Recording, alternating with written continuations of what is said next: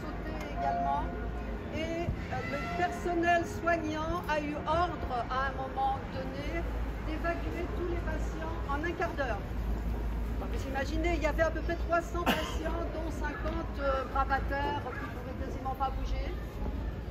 Donc le personnel soignant, les médecins, les infirmières qui restaient, parce qu'il n'y en avait plus beaucoup, ont réussi à les sortir et les ont amenés dans la cour, cette fameuse cour qui est aussi un cimetière. Et là, les soldats israéliens ont contraint les hommes à se dénuder, en tout cas tout le haut du corps, et à marcher. Il fait très froid actuellement à Gaza, et à marcher vers la sortie du camp, de l'hôpital, pardon. Humiliation en plus de la violence de l'expulsion, et les médecins avaient juré qu'ils ne quitteraient pas l'hôpital tant qu'il y aurait des patients. Mais là, les patients ont été évacués de force et les médecins ont quitté l'hôpital aussi.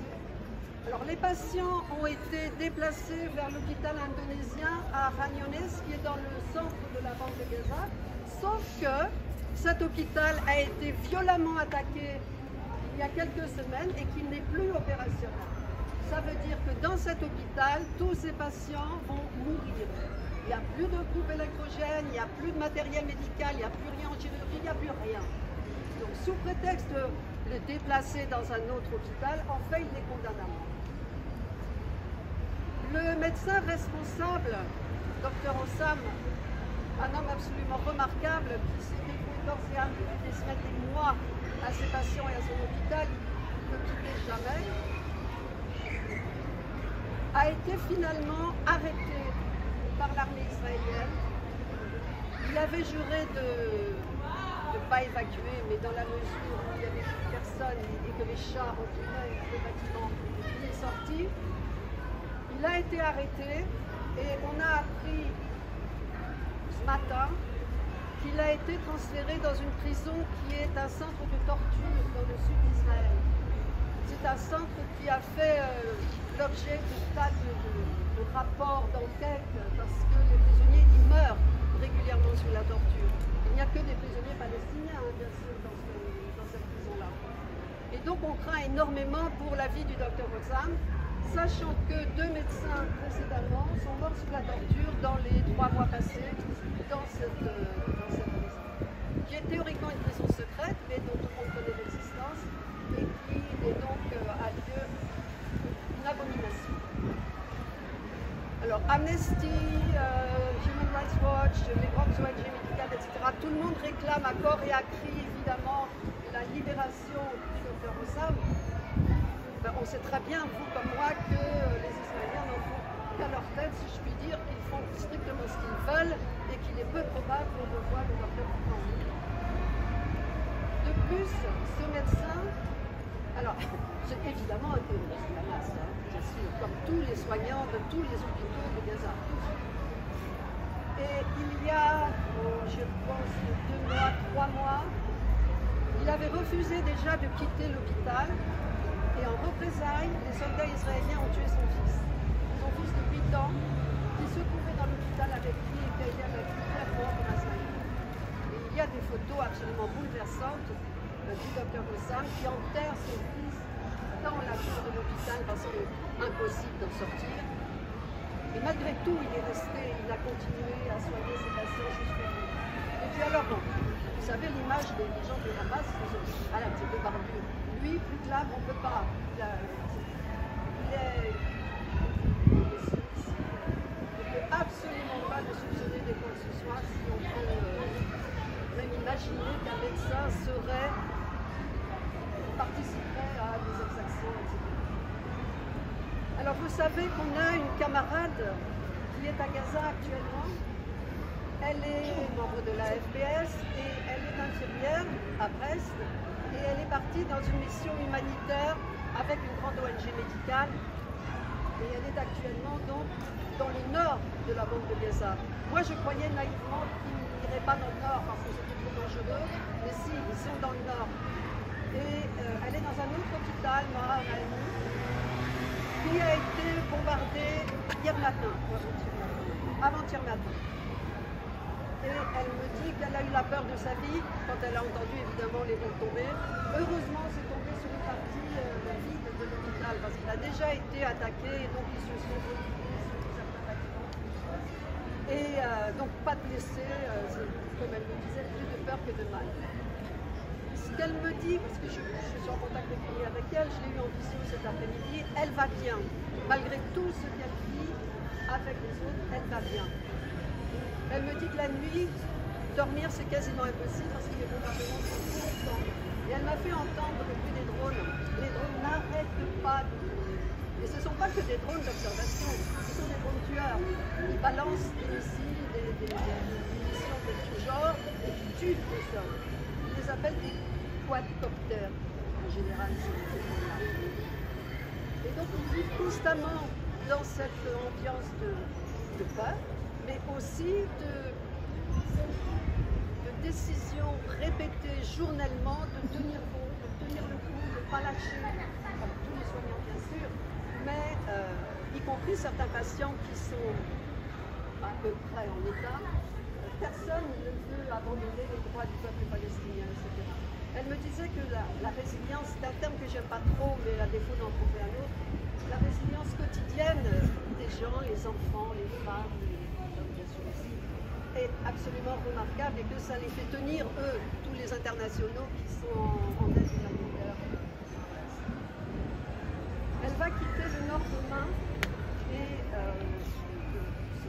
sa mission va partir dans le Sud. Le Sud qui est bombardé tous les jours aussi. C'est peut-être un peu moins féroce que dans le Nord, parce que le Nord, on en a déjà parlé.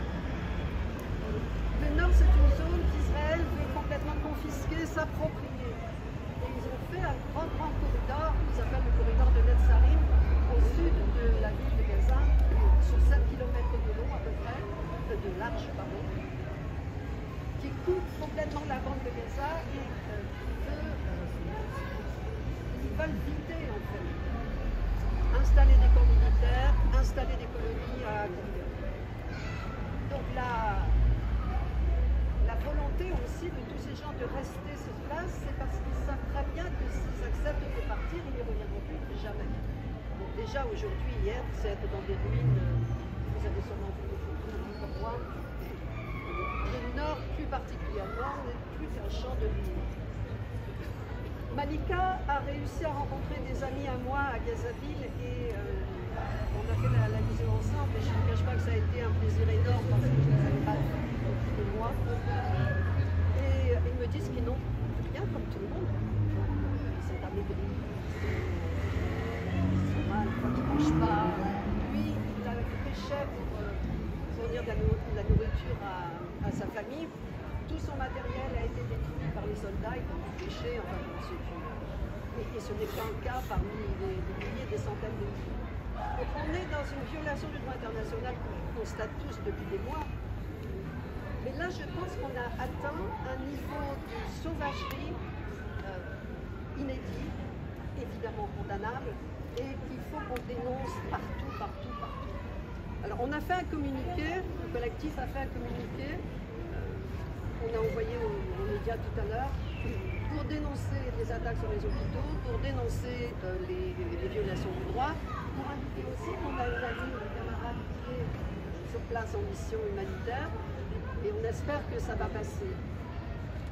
Malika salue tout le monde. Moi, je lui ai dit qu'à la dernière intervention que j'ai faite, à la dernière manif, quand j'avais mentionné qu'elle était là-bas, vous aviez tous et toutes applaudi. Donc, elle est, bien sûr qu'on l'accompagne moralement et en direct régulièrement, mais elle est très forte, très forte. Donc, je pense que quand elle va rentrer, on pourra échanger avec elle.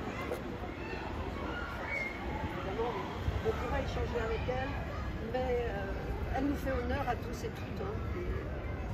S'il y en avait beaucoup comme elle, ce serait bien. Après, chacun fait évidemment selon ses possibilités, ses compétences. Hein. Donc voilà ce que je voulais vous dire ce soir. On va rester un moment. On avait dit qu'on faisait un rassemblement silencieux. Finalement, je parle, mais vous voyez pourquoi on ne m'empêche pas. Christophe, je t'interdis. Donc, on va rester encore une petite demi-heure, on peut échanger entre nous et prévoir aussi la suite des événements parce que vous avez peut-être vu que le chef d'état-major de l'armée israélienne vient de dire que c'est loin d'être terminé, ce dont on ne sait pas. Il a dit que ce serait une guerre, ce n'était pas du tout un génocide, mais ce serait une guerre qui allait durer. Si ce n'est pas un génocide, je veux bien être pour lui. Après, il y a la notion d'intentionnalité dans le génocide, pour définir un génocide. Alors là, s'il n'y a pas intentionnalité, quand on va massacrer les malades dans les hôpitaux, franchement... Je vous dis tout de suite qu'on se retrouvera le 11 janvier, ce qu'on avait prévu au départ. On avait prévu de ne pas se réunir tout de suite début janvier parce qu'on trouvait que c'était trop proche des fêtes. Mais là c'était trop. Il fallait qu'on manifeste notre objection absolue à ce qui vient de se passer à l'hôpital. Et donc ce sera à 14h30 ici pour une manif. On bougera. Bon, moi je vous propose qu'on échange entre nous maintenant. On a des belles...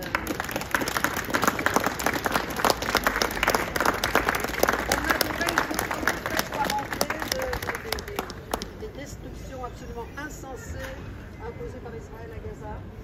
Et c'est là que vous verrez que les hôpitaux, ils tiennent plus.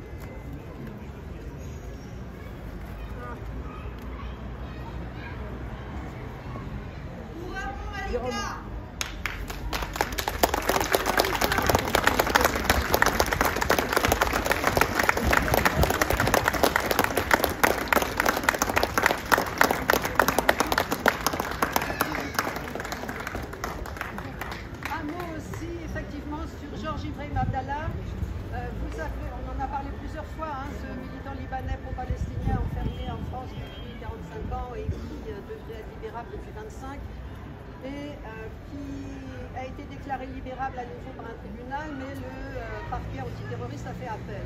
L'appel devait être donné il y a quelques jours, il est reporté à la mi-janvier, je crois.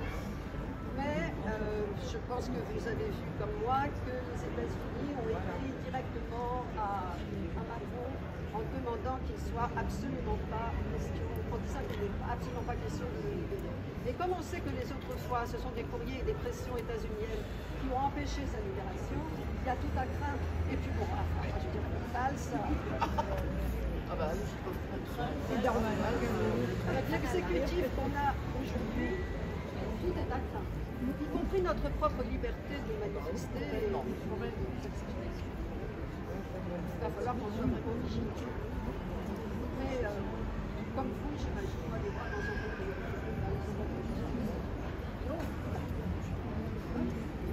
Outre-mer, Darmanin. Oh, c'est pas mieux. Là, il y a un kilo.